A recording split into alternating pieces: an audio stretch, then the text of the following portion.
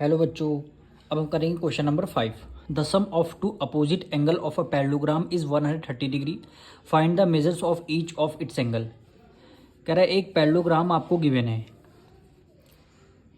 एक आपको parallelogram given है। इसकी नेमिंग कर लेते हैं A B C and D. Question number क्या हुआ 5। कह रहा है sum of two opposite angle. अच्छा, अपोजिट एंगल कौन से होते हैं? एंगल ए और एंगल सी के अपोजिट एंगल है, एंगल बी और एंगल डी अपोजिट एंगल है। तो आप सबसे पहले यहाँ पे लिखिए गिवन क्या है आपका। गिवन है पैरेललोग्राम के अपोजिट एंगल क्या होते हैं? पहले इक्वल होते हैं, यानी एंगल ए इक्वल होगा किसके? एंगल सी के। और एंगल डी आपका इक्वल होगा किसके? एंगल बी के। यानी एंगल ए इक्वल हो जाएगा एंगल सी के और एंगल डी जो है आपका बी के इक्वल हो जाएगा। ये अपोजिट एंगल पैरेललोग्राम में इक्वल होते हैं, ये पैरेललोग्राम की प्रॉपर्टी होती है। अब कंडीशन आपको ये गिवन है कि सम of two opposite angle.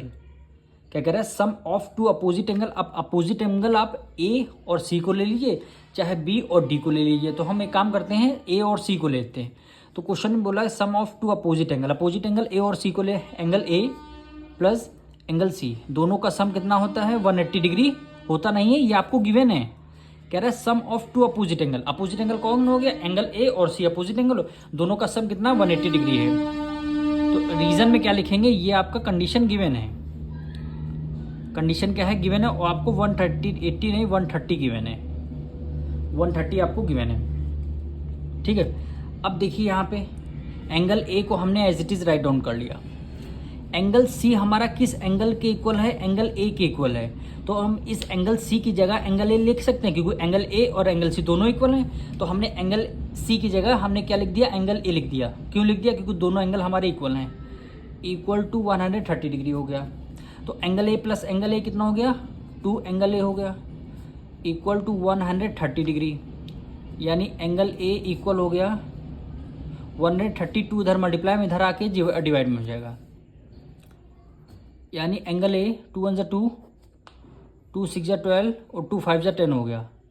Angle A कितना आ गया? 65 डिग्री आ गया। जब एंगल ए 65 होगा तो एंगल सी भी तो 65 होगा। क्यों होगा? क्योंकि opposite angle of parallelogram are equal. तो यहाँ पे लिख देंगे एंगल सी इक्वल हो जाएगा 65 डिग्री। देखिए दो एंगल हमारे निकल के आ चुके हैं। अब हमें फाइंड करना है एंगल डी और एंगल बी हमें फाइंड करना है। तो सबसे पहले यहाँ लिख लेंगे एंगल 65 और ये एंगल 65 है। ये दोनों एंगल हमारे आ चुके हैं। अब एंगल बी और डी हमें फाइंड करना है। तो आप सबसे पहले इसमें एडजेसेंट एंगल का फॉर्मूला लगाएंगे, यानी ए के साथ वाला एंगल कौन सा? एंगल डी है। और एडजेसेंट एंगल का सम कितना होता है? 180 डिग्री। एडजेसेंट एंगल कौन से होते हैं? ध्यान से सुनिए। दो पैरेलल लाइन है, दो पैरेलल लाइन है।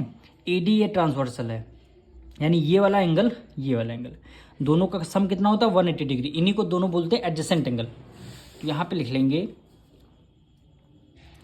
Angle A plus angle D, दोनों का सम कितना होता है? 180 डिग्री।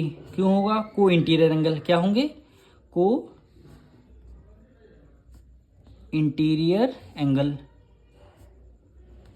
को इंटीरियर एंगल है। अब एंगल ए हमने यहाँ पे निकाला 65 डिग्री है, तो हमने यहाँ पे लिख लिया angle A equal to 65 degree plus angle D को हमने एज इट इज रखा, इक्वल टू आ गया 180 डिग्री। अब 65 इधर है प्लस में है, उधर हो जाएगा माइनस में, यानी एंगल डी इक्वल टू आएगा 180 में कितना माइनस कर दिया आपने? 65 को माइनस कर दिया।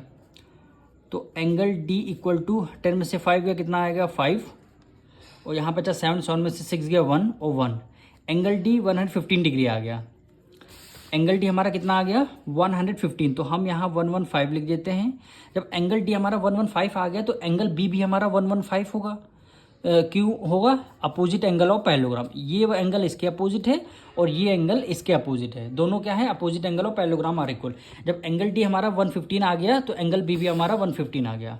तो यहाँ पे लिख लेंगे angle B equal to 115 degree.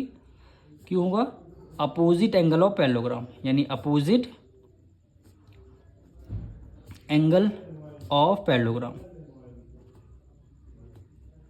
Opposite angle और क्या पैरेललोग्राम आ गए। यही क्वेश्चन में दो एंगल, एंगल ए और एंगल सी हमारा इक्वल आया, और ये आपका एंगल डी और एंगल बी आपका इक्वल आया। अब मिलेंगे नेक्स्ट वीडियो में।